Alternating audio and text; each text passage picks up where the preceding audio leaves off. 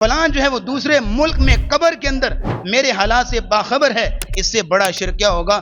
فلاں بھی اولاد دیتا ہے، فلاں کے پاس جائیے تو آپ کی یہ مشکل حل ہو جائے گی، فلاں کے پاس جاؤ تو یہ مسئلہ حل ہو جائے گا، فلاں بھی بیڑے پار کرتا ہے، فلاں بھی ڈوبی ہوئی کو بچا لیتا ہے، تو یہ شرک ہوتا ہے۔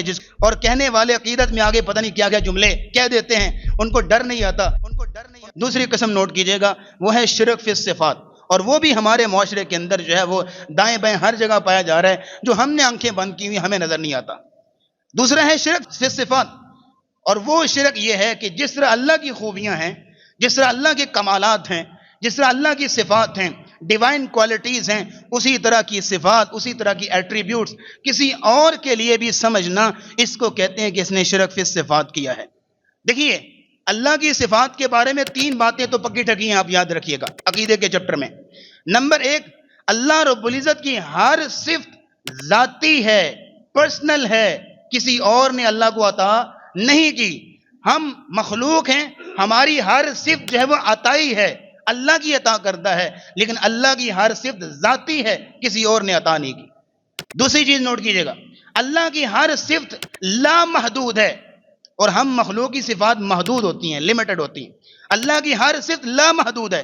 اور تیسری چیز نوٹ کیجئے گا کہ اللہ کی ہر صفت ازل سے ہے، اور ہماری صفات کیا ہیں؟ پہلے ہوتی تھی اب نہیں، یا پہلے جو ہے وہ نہیں تھی اب ہیں۔ ہماری صفات جو ہے وہ حادث ہیں، لیکن اللہ کی صفات جو ہے ازل سے ہیں، ہمیشہ سے ہیں۔ هو الاول والآخر والظاہر والباطن وهو بكل شيء علیم۔ اسی طرح اب یہ 3 باتیں میں نے آپ کے سامنے رکھی، ان 3 نکات کی روشنی میں سمجھیے گا کہ کچھ ایسی صفات ہیں اللہ کی بھی ہیں اور ہماری کامن ہیں۔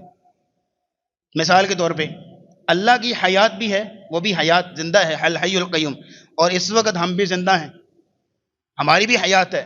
لیکن اللہ کی حیات اور ہماری حیات میں کیا فرق ہے؟ اللہ رب العزت کی حیات ذاتی ہے اور ہماری حیات عطائی ہے۔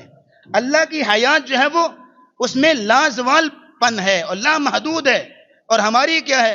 لائی حیات آئے قضا لے چلی چلے، نہ اپنی خوشی آئے نہ اپنی خوشی چلے، کل من علیہ فان ہوگا اور سب کچھ جب ختم ہو جائے گا۔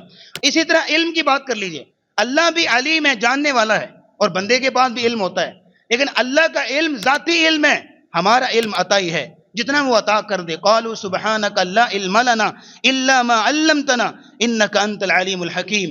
یا اللہ ہمارے پاس صرف اتنا ہی علم ہے جتنا تو ہمیں عطا کر دے، اور اتنا اس کے علاوہ ہمارے پاس علم نہیں ہے۔